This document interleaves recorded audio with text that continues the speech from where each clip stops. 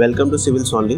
आज के सेशन में हम लोग बिपिन चंद्रा की मॉडर्न हिस्ट्री जो ओल्ड एनसीईआरटी है क्लास 12 की रिलेटेड एमसीक्यूज को डिस्कस करेंगे। यानी जो चैप्टर है वो है 1857 की क्रांति। चलिए स्टार्ट करते हैं। आज का हमारा पहला क्वेश्चन है, निम्नलिखित में से कौन 1857 के असंतोष का सबसे महत्वपूर्ण कारण थे? पहला स्टेटमेंट है, अंग्रेजों द्वारा देश का आर्थिक शोषण और इसकी पारंपरिक आर्थिक संरचना का पूर्ण विनाश। ये पहला। दूसरा स्टेटमेंट, ब्रिटिश भू और राजस्व नीतियाँ। तो व्यापक तौर पे अगर देखें तो जो पहला स्टेटमेंट है कि अंग्रेजों द्वारा देश का आर्थिक शोषण और उसकी पारंपरिक आर्थिक संरचना का पूर्ण विनाश किया गया, यह असंतोष का सबसे महत्वपूर्ण कारण था। इसमें सब कुछ इंक्लूडेड है। That's why first statement is the correct answer, मतलब option A is the correct answer, केवल एक। दूसरा क्वेश्चन है, अवध के विलय के संबंध में निम्नलिखित में से कौन से कथन सही है? पहला स्टेटमेंट, 1857 में लॉर्ड डलहौजी द्वारा अवध पर कब्जा कर लिया गया। दूसरा स्टेटमेंट, अवध पर कब्जा करने के पीछे डलहौजी का तर्क यह था कि वह लोगों को तालुकदारों के अत्याचारों से मुक्त कराना चाहता था। और तीसरा स्टेटमेंट है, डलहौजी की कार्रवाई से कंपनी के सिपाही अधिक प्रसन्न थे, यानी भारतीय सिपाही के बारे में बात की जा रही है। तो इन तीनों में से कौन सा कथन सही है अवध के विलय के संबंध में? तो जो पहला स्टेटमेंट है इसमें एक फैक्चुअल एरर है। 1857 में लॉर्ड डलहौजी ने अवध पर कब्जा नहीं किया था, बल्कि 1856 की बात है। और ऑब्वियसली इससे सिपाही, जो भारतीय सिपाही थे, खुश तो नहीं होंगे, अधिकतर अवध के ही बिलोंग करते थे। तो इसलिए जो दूसरा स्टेटमेंट है, अवध पर कब्जा करने के पीछे डलहौजी का तर्क किया था, वो लोगों को तालुकदारों के अत्याचार से मुक्त करना चाहता था। ये अपने आप में सही है, but first and third statement is wrong in itself. That's why the correct answer is option C, केवल 2। तीसरा क्वेश्चन है, ब्रिटिश शासन के विरुद्ध आम लोगों की लामबंदी क्या है? मोबिलाइजेशन के संबंध में कौन सा कथन सही है? पहला, अधिकांश लोगों को डर था कि ब्रिटिश सरकार की नीतियों और कृत्यों के कारण हमारा धन खतरे में पड़ जाएगा। दूसरा है, ब्रिटिश शासन बिल्कुल विदेशी लगता था इन्हें। तीसरा, भारतीय सुधारकों की सलाह पर सरकार द्वारा उठाए गए मानवीय उपायों में से कई लोगों की रूढ़िवादी धार्मिक भावना जागृत हो गई थी। ठीक है, तो कौन सा कथन सही है इसमें? तो जो ऑप्शन डी है will be the correct answer, क्योंकि पहला, दूसरा, तीसरा अगर आप पढ़ें तो ये तीनों कथन सही है अपने आप में। इसलिए ब्रिटिश शासन के विरुद्ध 1857 में लोग लामबंद हुए थे, एक साथ जुड़े थे। चौथा क्वेश्चन है, निम्नलिखित कथनों में विचार कीजिए। 1856 में एक अधिनियम पारित किया गया था, क्या था? जिसके तहत प्रत्येक नए भर्तीकर्ता को आवश्यकता पड़ने पर विदेशों में भी सेवा करने के लिए कहा जाता। और दूसरा, सिपाहियों के असंतोष का एक और तात्कालिक कारण एक आदेश था कि सिंध या पंजाब में सेवा करते समय उन्हें विदेश सेवा भत्ता नहीं दिया जाएगा। तो इसमें कौन सा कथन गलत है ये चुनना है। तो गलत बोल रहा है, तो गलत इसमें कोई भी नहीं है, दोनों स्टेटमेंट सही है। तो आप सही से देखें तो गलत स्टेटमेंट बोल रहा है। दैट्स व्हाई करेक्ट आंसर क्या होगा? ऑप्शन डी, यानी ना तो एक गलत है और ना ही दो गलत है, बल्कि दोनों सही है स्टेटमेंट। नेक्स्ट क्वेश्चन चलते हैं। मैंने बता दिया आपको 1856 में लॉर्ड कैनिंग ने नया कानून बनाया था, जिसका नाम था सामान्य सेवा भर्ती अधिनियम 1856। इसमें कहा गया था कोई भी व्यक्ति जो कंपनी की सेना में नौकरी करेगा तो जरूरत पड़ने पर समुद्र पार भी जाना पड़ सकता है। और आपने चैप्टर पढ़ा अगर आप जानते होंगे, अगर आप समुद्र पार करने पर उस वक्त क्या होता था? धर्म भ्रष्ट माना जाता था, उसे धर्म से निकाल दिया जाता था। तो इसलिए प्रताड़ित समझते थे अपने आप को, क्योंकि अधिनियम में ऐसा कहा गया था जरूरत पड़ने पर आपको बाहर भी जा सकते हैं, मतलब वो भेजा जा सकता है। और दूसरा स्टेटमेंट है, जो दूसरा स्टेटमेंट था ना कि सिपाहियों में असंतोष का तत्कालिक कारण ये था कि आपको विदेशी भत्ता नहीं दिया जाएगा सिंध पंजाब में अगर आप सेवा कर रहे हैं तो ये भी सही है। विदेश सेवा भत्ता संबंधी आदेश के परिणाम स्वरूप बड़ी संख्या में लोगों के वेतन में भी कटौती हुई थी, इसलिए दोनों अपने आप में सही है। पांचवा क्वेश्चन है कि किसने causes of the Indian mutiny पुस्तक लिखी थी? इन ऑप्शंस में कौन सा सही है? ऑप्शन अगर आप देखेंगे, खान अब्दुल गफ्फार खान, अबुल कलाम आजाद, सैयद अहमद खान, मोहम्मद अली जिन्ना। इसमें correct answer is Syed Ahmad Khan. इन्होंने लिखा है causes of the Indian mutiny book. छठा क्वेश्चन है, निम्नलिखित में से कौन सा 1857 विद्रोह का तात्कालीन कारण था? ठीक है, तात्कालीन। पहला है, चर्बी लगे कारतूसों से जुड़े प्रकरण ने विद्रोह की चिंगारी का काम किया, पहला स्टेटमेंट। दूसरा, डलहौजी द्वारा अवध पर कब्जा करने से देसी राज्यों के शासकों में खलबली मच गई, तो परेशान हो गए। तीसरा स्टेटमेंट, सिपाहियों के साथ उनके ब्रिटिश अधिकारी बुरा व्यवहार करते थे। तो अगर आप प्रथम दृष्टया देखेंगे तो पहला, दूसरा, तीसरा स्टेटमेंट सही लगेगा आपको, ठीक है। मतलब पहला सही है, दूसरा भी सही है, तीसरा भी सही अपने आप में। ये कारण थे, लेकिन तात्कालिक कारण आपसे जब भी पूछा जाए तो ये धार्मिक कारण है कि चर्बी लगे कारतूसों से जो प्रकरण, वो रेनफिल्ड राइफल थी नई वाली आई थी, उसमें बारूद भरने से पहले दांत से खींच के कार्टेज निकालना पड़ता था, जो कि कहा जाता था जो सुअर और गाय की चर्बी का इस्तेमाल किया जाता था उस पर, ठीक है। इसलिए जो चर्बी लगे कारतूस थे, यह तात्कालीन कारण था 1857 के रिवोल्ट का, इसलिए इसे सैनिक रिवोल्ट भी कहा जाता है, विद्रोह भी कहा जाता है। इसलिए करेक्ट आंसर क्या होगा? Option A, option 1। तो इसलिए correct answer is option A, क्योंकि चर्बी लगे कारतूस ही इसका तात्कालिक कारण है। चलिए 7वें क्वेश्चन में चलते हैं। 1857 के विद्रोह के बारे में कौन सा कथन सही है? विद्रोह की शुरुआत 10 मई 1857 को मेरठ में हुई, और मेरठ में युद्ध छिड़ने के बाद, मतलब जब ये शुरुआत हुई विद्रोह, उसके बाद बैरकपुर में मंगल पांडे को फांसी दे दी गई। तो कौन सा कथन इसमें सही है? तो ये जो दूसरा स्टेटमेंट है ना, मेरठ में युद्ध जब स्टार्ट हुआ उसके बाद मंगल पांडे को फांसी दी गई थी, ये जस्ट अपोजिट है। लगभग 1 महीने पहले मंगल पांडे को फांसी दी गई, और ये जो है एक विस्फोट का काम किया, और मेरठ से जो सेना थे, भारतीय सेना, उन्होंने इस विद्रोह को स्टार्ट किया था। इसलिए दूसरा स्टेटमेंट गलत है, तो करेक्ट आंसर ऑप्शन ए हो जाएगा। तो ये 10 मई 1857 को दिल्ली से करीब 30 से 35 मील 36 मील दूर है मेरठ, तो वहाँ पे ये विद्रोह शुरू हुआ था। और जल्दी इस विद्रोह ने उत्तर में पंजाब, दक्षिण में नर्मदा से लेकर पूर्व में बिहार और पश्चिम में राजपूताना तक के इस विशाल क्षेत्र को अपने चपेट में ले लिया। और विद्रोह से पहले मंगल पांडे बैरकपुर में शहीद हो गए थे, जैसा मैंने कहा आपको। तो क्यों शहीद हुए थे? क्योंकि अपने वरिष्ठ अधिकारी पर हमला कर दिया था, जिस जुर्म में 29 मार्च 1857 को उन्हें फांसी दे दी गई थी। चलिए क्वेश्चन 8 पे आते हैं।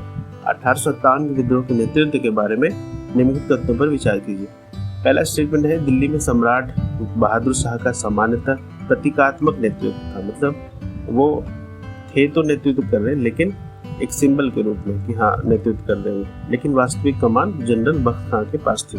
दूसरा है, विद्रोह के नेतृत्व में सम्राट बहादुर शाह सबसे कमजोर कड़ी थे। तो कौन सा कथन इसमें गलत है? इसमें कोई भी कथन गलत नहीं है, बल्कि दोनों सही है। परली से थे बख्त खान, तो वो नेतृत्व करते हुए सैनिकों को लेकर दिल्ली चले आए थे, और ब्रिटिश सेना में वो एक साधारण सूबेदार के पद पे थे, और बख्त खान ने ही दिल्ली में असल प्रतिनिधित्व किया था। इसलिए दिल्ली से कौन प्रतिनिधित्व कर रहे थे? अगर ओरिजिनली माना जाए तो बख्त खान ही कर रहे थे लीड, लेकिन बहादुर शाह के नाम पर। तो करेक्ट आंसर क्या हो जाएगा? ऑप्शन डी, यानी पहला और दूसरा स्टेटमेंट दोनों सही है, कोई गलत नहीं है, क्योंकि गलत पूछा गया था। निम्नलिखित में से कौन सा युग सही है? पहला, बेगम हजरत महल कानपुर से लीड कर रही थी, रानी लक्ष्मीबाई झांसी से, नाना साहब लखनऊ से, कुंवर सिंह अलीगढ़ से। तो ऑप्शन बी ऑब्वियसली सब लोग जानते हैं, ऑप्शन बी सही आंसर है। लेकिन बेगम हजरत महल कहाँ से थी? लखनऊ से लीड कर रही थी, नाना साहब कानपुर से, कुंवर सिंह जगदीशपुर आरा जिला बिहार से। तो option is correct answer is option B. 10वां क्वेश्चन क्या कह रहा है? निम्नलिखित में से किस शासक ने विद्रोह को दबाने में अंग्रेजों को सक्रिय सहायता प्रदान की थी? पहला है भोपाल के नवाब, दूसरा ग्वालियर के सिंधिया, इंदौर के होलकर। ये तीनों जो है, भोपाल के नवाब, ग्वालियर के सिंधिया, इंदौर के होलकर, इन्होंने अच्छी खासी सहायता प्रदान की थी विद्रोह को दबाने के लिए, ठीक। ब्रिटिशर्स के सपोर्ट में थे वो। तो चाहे वो सिंधिया के बारे में बात कर ले, होलकर के बारे में बात कर ले, भोपाल का नवाब, पटियाला, नाभा, जिंद, कश्मीर, नेपाल के राणा और कई अन्य शासक प्रमुखों और बड़े जमींदारों ने विद्रोह को दबाने में अंग्रेजों की अच्छी खासी मदद की थी। और वास्तव में देखें तो भारत के 1% से अधिक शासक विद्रोह में शामिल नहीं हुए थे, मतलब कि इतना कम थे सपोर्ट में। 11वां क्वेश्चन है, 1857 के विद्रोह की विफलताओं के बारे में निम्नलिखित में से कौन से कारण है? सही उत्तर चुनना है आपको। पहला स्टेटमेंट है, विद्रोहियों के पास आधुनिक हथियारों तथा युद्ध की अन्य सामग्रियों की कमी थी। दूसरा स्टेटमेंट है, पूरे आंदोलन में सत्ता पर कब्जा करने के बाद लागू किए जाने वाले एकीकृत और दूरदर्शी व्यवस्था का अभाव था। कौन सा कथन सही है इसमें? तो दोनों कथन सही है। दूरदर्शी व्यवस्था का अभाव भी था, दूरदर्शिता नहीं थी, आगे क्या करेंगे, प्लान नहीं था। और पहला जो है, आधुनिक हथियारों की कमी थी। यस ऑब्वियसली, वो तो जो सिपाही थे वो तो जो लूटपाट के आए थे साथ में, उसी से लड़ रहे थे। और बाकी कई जगहों पर आप देखेंगे कि पुराने हथियारों से ही लड़े जा रहे थे, ट्रेडिशनल जो हथियार थे। 12वां क्वेश्चन है, करेक्ट आंसर है हो जाएगा ऑप्शन सी। 12वां क्वेश्चन देखते हैं, निम्नलिखित में से किस व्यक्ति ने इसे लिखा है कि पुलिस लोगों के लिए एक अभिशाप? ये 1857 के विद्रोह के संदर्भ में पूछा जा रहा है। तो ये जो चारों ऑप्शन है, चारों ब्रिटिशर्स हैं, William Edwards, William Hawkins, Mark Stewart या एडगर एलन। इसका करेक्ट आंसर क्या हो जाएगा? ऑप्शन ए, विलियम एडवर्ड्स ने 1859 में विद्रोह के कारणों पर चर्चा करते हुए अपनी किताब में लिखा था कि पुलिस लोगों के लिए एक अभिशाप बन गई थी और उनके उत्पीड़न और अत्याचार हमारी सरकार के प्रति असंतोष के प्रमुख आधारों में से एक। ये 1859 में उन्होंने चर्चा किया था। किसने? विलियम एडवर्ड्स ने किया था। 13वां क्वेश्चन है, जटिल न्याय व्यवस्था के कारण अमीर गरीबों पर अत्याचार करते थे। ये पहला स्टेटमेंट, विचार करना है। पहले आप देखिए, जटिल न्याय व्यवस्था के कारण अमीर गरीब पर अत्याचार करते थे। ये आपको सही लग रहा है? गलत। ऑब्वियसली सही है। और भारतीय समाज के मध्य और उच्च वर्ग, विशेषकर उत्तरी क्षेत्र के बारे में पूछा जा रहा है, वह प्रशासन में अच्छी तनख्वाह वाले उच्च पदों से वंचित होने से बहुत प्रभावित हुए। ये भी सही है। तो correct answer is option D, क्योंकि इसमें पूछा जा रहा है गलत कौन है? गलत कोई नहीं। 14वां क्वेश्चन, निम्नलिखित में से किस वर्ष कैनिंग ने यह घोषणा की कि बहादुर शाह जफर अंतिम मुगल सम्राट होंगे और उनकी मृत्यु के बाद उनके बेटे होंगे या उत्तराधिकारी वो केवल राजकुमार के रूप में जाने जाएंगे, कोई मुगल सम्राट वगैरह नहीं कहलाएंगे। कब की गई थी घोषणा उसके द्वारा, कैनिंग के द्वारा? 56, 55, 57, 58 कब? 1856 की बात है। लॉर्ड कैनिंग ने यह घोषणा की कि बहादुर शाह जफर अंतिम मुगल सम्राट होंगे और उनकी मृत्यु के बाद उनके वंशजों को राजा के रूप में मान्यता नहीं दी जाएगी, बल्कि उन्हें केवल राजकुमार के रूप में मान्यता दी जाएगी। इस घोषणा ने भारत में मुगल राजवंश पर प्रतिकूल प्रभाव डाला और यह मुगल सम्राट के प्रति एक अपमानजनक व्यवहार भी था, जो 1857 के विद्रोह के राजनीतिक कारणों में से एक था। 15वां क्वेश्चन, निम्नलिखित में से किस घटना ने ब्रिटिश सेना की अजेयता की आम धारणा को तोड़ दिया कि ब्रिटिश सेना कोई हरा नहीं सकता? तो तीनों युद्ध को देखिए, प्रथम अफगान वार, पंजाब युद्ध और क्रीमिया युद्ध। ये जो पेयर नहीं है, बल्कि युद्ध कब हुआ था ये ड्यूरेशन दिया हुआ और तीनों ड्यूरेशन सही है अपने आप में, बट आपको ये पता करना है कि ये जो तीनों युद्ध है इसमें से किस युद्ध से ये पता चलता है कि ब्रिटिश सेना अजय है। ये गलत बात है, ये गलत धारणा है। ये सभी तीनों युद्ध में, क्योंकि इसमें ब्रिटिश सेना की ठीक ठाक हार हुई थी। 16वें क्वेश्चन को मतलब शिकस्त मिला था, ठीक ठाक टक्कर मिला था। 16वां क्वेश्चन, भारतीय सुधारकों की सलाह पर निम्नलिखित में से कौन सा मानवीय उपाय सरकार द्वारा शामिल नहीं किया गया था? भारतीय सुधारकों की सलाह पर पूछा जा रहा है आपसे। पहला सती प्रथा का उन्मूलन, दूसरा बाल विवाह का उन्मूलन, तीसरा विधवाओं के पुनर्विवाह को वैध बनाना और चौथा है लड़कियों को पश्चिमी शिक्षा प्रदान करना। तो फिर बी जो ऑप्शन है ना, बाल विवाह का उन्मूलन, ये इनकी सलाह पर यह उपाय नहीं किया गया सरकार के द्वारा। करेक्ट आंसर है ऑप्शन बी, बाल विवाह का उन्मूलन। बाकी तीनों सही है। 17वां क्वेश्चन है, ब्रिटिश सिपाहियों के बारे में कथनों पर विचार कीजिए। पहला है, सैन्य अधिकारियों ने सिपाहियों को जाति और संप्रदाय के निशान यानी दाढ़ी बढ़ाना, पगड़ी पहनना, इसकी अनुमति प्रदान की। और दूसरा, यदि कोई सिपाही अपने ब्रिटिश समकक्ष के समान अच्छा सैनिक होता था तो उसे समान वेतन दिया जाता। तो इसमें कौन सा सही है? इसमें दोनों गलत है। उनका अपना रूल रेगुलेशन था, ऐसा नहीं है कि आप दाढ़ी बढ़ाना चाहें तो आपको उसकी अनुमति दी जाती थी। और दूसरा स्टेटमेंट कि सिपाही अगर अच्छा काम करता था भारतीय सिपाही तो अब उसके समकक्ष कोई सैनिक होता था उसको समान वेतन दिया जाता था, वो भी गलत है। इसलिए करेक्ट आंसर है ऑप्शन डी, ना तो एक नहीं दो। 18वां क्वेश्चन क्या कह रहा है, कौन सा निम्नलिखित में से कौन नाना साहब के वफादार सेवक थे? सेवक के बारे में पूछा जा रहा है। तो अजीमुल्लाह, काजीमुल्लाह, तात्या टोपे, ए और सी, यानी तात्या टोपे अजीमुल्लाह दोनों। ये गलत है, तात्या टोपे इसका करेक्ट आंसर होगा कि ये इसके वफादार सेवक थे, क्योंकि अजीमुल्लाह राजनीतिक सलाहकार थे, तो सेवक कहना गलत होगा। आई क्वेश्चन भी हो इससे रिलेटेड। निम्नलिखित तथ्यों पर विचार कीजिए। पहला स्टेटमेंट है, 1857 के विद्रोह में साहूकार ग्रामीणों के हमले का मुख्य निशाना थे। दूसरा, बंगाल के जमींदार अंग्रेजों के प्रति वफादार रहे। तो कौन सा कथन सही है इसमें? इसमें दोनों कथन सही होगा कि 1857 के विद्रोह में साहूकार ग्रामीणों के हमले का मुख्य निशाना थे। ग्रामीण जो गरीब लोग थे वो लोग भी इसमें शामिल थे, किसान भी शामिल थे, बट वो अपनी लड़ाई लड़ रहे थे जमींदार साहूकार वगैरह से। और दूसरा, बंगाल के जो जमींदार वगैरह थे वो अंग्रेजों के प्रति वफादार रहे। तो हाँ, most of them were loyal to Britishers, इसलिए option C is the correct answer. एक और दो दोनों। 20वां क्वेश्चन क्या पूछ रहा है, देखिए क्वेश्चन आ गया। नाना साहब के राजनीतिक सलाहकार कौन थे? अजीमुल्लाह, तात्या टोपे, अमानतुल्लाह। तो इसमें अजीमुल्लाह राजनीतिक सलाहकार थे नाना साहब।